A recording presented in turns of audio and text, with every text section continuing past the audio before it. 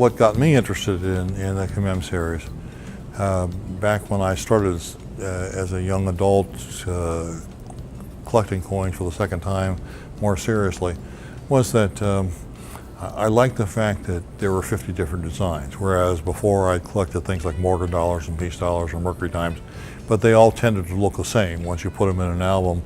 But with the Commems, there's 50 different designs. And to me, the Commem series was interesting because there was a story behind every design.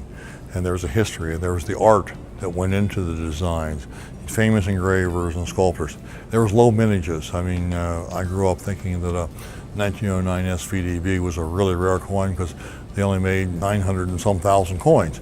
Whereas I'm looking at the Commem series and saying there's coins here that where they only made 2,000 coins, or only made 3,000 coins. So that seemed to be to me, a much greater rarity than in other areas. So all those factors added together to make the commemorative series interesting to me. And of course, the commemoratives were the commemorative coins that I'm talking about are the classic silver commems, the ones that were made between 1892 and 1954.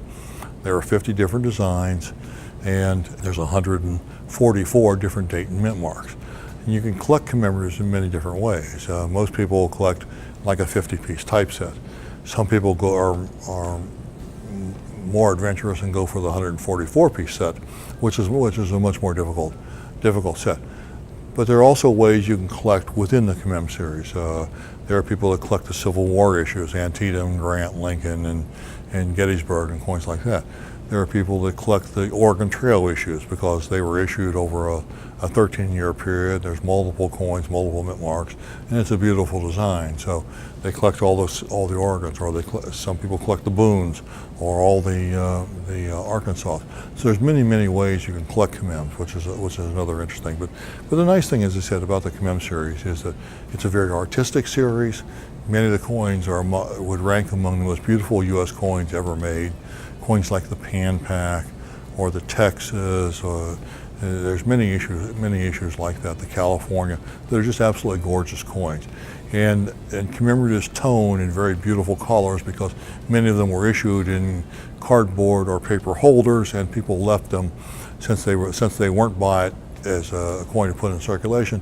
People bought them and left them in their original holders for many years, which caused many of them to take on very attractive toning. So there's a lot to like about Commems. And the other thing I like about Commems is that you can collect commemoratives on almost any price level. You know, no Commem is rare. There are expensive Commems, but there's no rare Commems. Virtually any reasonable budget can afford any of the Commems in the 50-piece series. Where the high price coins are not because the coins are really rare, it's because of the quality. So it's the rarity factor is totally a function of how high do you want to go on the quality scale. So you can buy an issue, almost any issue in Commems, you can buy a coin for $100 or $200 on this end, or you can pay $10,000 on this end, and you can buy anywhere in between. So it fits any budget. There are, when I sold my Commem set, I had I received over $1 million for my commemorative set. But it, has stood the test of time. People still tell me today, 21 years after I sold it, that it's the finest Commem set ever built. Well, I'm not going to sit here and try to make that argument, but the point is that, you don't have to be a millionaire though to build a nice Commem set. You can build a nice Commem set for, a few $1,000s. So that's one of the other nice features about it. It's a very collectible series, and it's a very interesting series if you want to look behind the surface of the coins, into the history and all the intrigue about how they came to be. So that's one of the main reasons why I started collecting Commems, and why I think they're a good series for other people to look at.